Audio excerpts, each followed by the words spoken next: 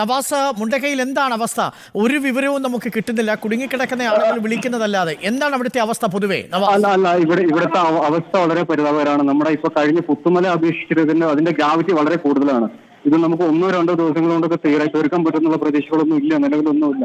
കാരണം എന്ന് വെച്ച് കഴിഞ്ഞാൽ അൺവാണ്ടഡ് ആയിട്ടുള്ള ആളുകൾ കൂടുതൽ കയറി വരുന്നതുകൊണ്ടും ആളുകൾ സന്നദ്ധപ്രവർത്തകർ കൂടുതൽ അവരെ തടയാൻ വേണ്ടിയിട്ട് നിൽക്കുന്ന സാഹചര്യമാണ് കാണുന്നത് ഇപ്പോൾ. അപ്പൊ ഇപ്പൊ നിലവിൽ ചെയ്യേണ്ടത് കുറെ സന്നദ്ധപ്രവർത്തകർ വരുന്നുണ്ടെങ്കിൽ കൂടെ നമുക്ക് വേണ്ടതെന്ന് വെച്ച് കഴിഞ്ഞാൽ അത്യാവശ്യം നമുക്ക് ഉപകരണങ്ങളും കാര്യങ്ങളും ഗാഡ്ജറ്റ്സ് ഉള്ള ആളുകൾ മാത്രം വരാൻ ഒന്ന് ദയവ് ചെയ്തിട്ട് നമുക്ക് അതിൽ പറയണം. അതെ, രക്ഷാപ്രവർത്തകർ മാത്രം എത്തിയാൽ മതി എന്നല്ലേ നവാസ്? തീർച്ചയായിട്ടും അങ്ങനെ തന്നെയാണ്. അത് പ്രിയപ്പെട്ട പ്രേക്ഷകരെ ഒരിക്കൽ കൂടി പറയാം, രക്ഷാപ്രവർത്തകർ മാത്രമേ ആ ഭാഗത്തേക്ക് വരാവൂ, മറ്റൊരാളും ആ ഭാഗത്തേക്ക് വരരുത്. നിങ്ങളുടെ വീഡിയോയുമായിട്ടോ നിങ്ങൾ ചിത്രീകരിക്കാൻ വരുന്നത് പരമാവധി നിങ്ങൾ അതിനോട് സഹകരിക്കുക. കാരണം രക്ഷാപ്രവർത്തകർക്ക് മാത്രമേ അവിടെ ഇപ്പോൾ പ്രവേശനം അനുവദിക്കാൻ സാധിക്കൂ. പ്രത്യേകം ശ്രദ്ധിക്കണം. നവാസ്, ഒരു കാര്യം കൂടി, ഇപ്പോൾ നമുക്ക് അവിടെ കാണാൻ കഴിയുന്ന കാഴ്ചകൾ എന്താണ് യഥാർത്ഥത്തിൽ? അല്ല, ഇവിടെ ചൂരൽമല എന്നുള്ള സ്ഥലത്ത് മാത്രം കേന്ദ്രീകരിച്ചാണ് അപ്പം നടക്കുന്നത്. മുണ്ടക്കൈ പോലുള്ള സ്ഥലങ്ങളിലേക്ക് ആളുകൾ പോയി തുടങ്ങിയ രക്ഷാപ്രവർത്തകർ പൂർണ്ണമായിട്ട് എത്തിച്ചേർന്നിട്ടില്ല. ഇപ്പൊ കുറച്ചു നേരത്തെ ഒരാൾ തസ്നീം എന്ന് പറഞ്ഞ ഒരാൾ വിളിച്ചിട്ടുണ്ടായിരുന്നു. പുള്ളിയുടെ അടുത്ത് തൊട്ട് താഴെ ആളുകൾ നമ്മുടെ പില്ലറിന് താഴെ കുടുങ്ങി കിടക്കുന്ന സാഹചര്യം നിലവിലുണ്ട്. നവാസ് ഇപ്പോൾ ഉള്ളത് മുണ്ടക്കൈയിലാണോ ചൂരൽമലയിലാണോ? അതെ, ഇതിന്റെ അടുത്താണുള്ളത്. അതെ, ചൂരൽമല എന്ന് പറഞ്ഞ പ്രദേശത്താണുള്ളത്. Okay, fine, thank you Navas. നമുക്കിപ്പോൾ നജീബ് കൂടി ചേരുന്നുണ്ട്. മുജീബ് നമസ്കാരം. മുജീബ് ഇപ്പോൾ എവിടെയാ ഉള്ളത്? മുണ്ടക്കയിലാണോ ചൂരൽമലയിലാണോ?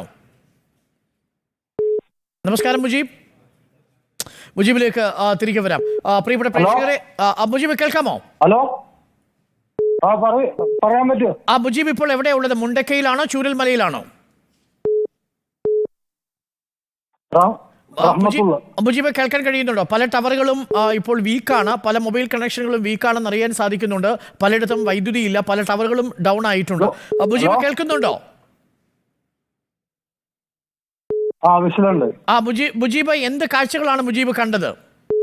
ബോഡി ഒഴുകി വന്ന കരയില്. എവിടെയാ? അടിഞ്ഞതാ. പോത്തുകല്ല് കിലോമീറ്ററോളം.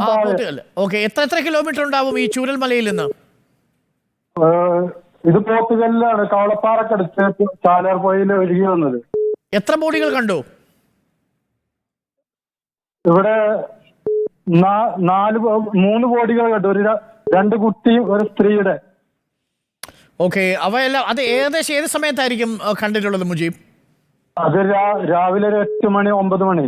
ഓക്കെ, ആ സമയത്ത് നാസർ അവിടെ ഉണ്ടായിരുന്നു, Pothukal panchayat member. Thank you മുജീബാണ് നമുക്ക് ചേർന്നത്. പോത്തുകലിൽ കൂടുതൽ മൃതദേഹങ്ങൾ കണ്ടെത്തി എന്നുള്ളതാണ്